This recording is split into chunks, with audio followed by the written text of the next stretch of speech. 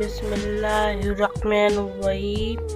बादाम से दूध की ताकत में मज़ीद इजाफ़ा। 10 अदद बादाम को पानी में भिगोकर छील लें, उन्हें खूब बारीक पीस लें।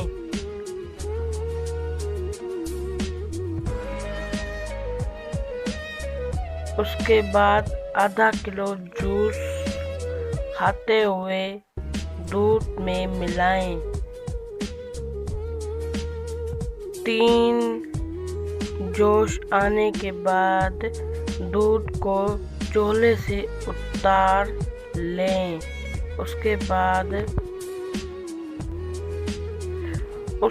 बाद आपने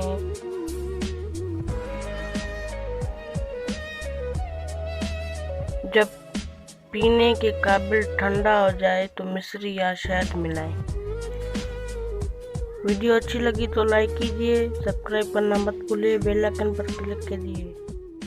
खुदा हाफिज़।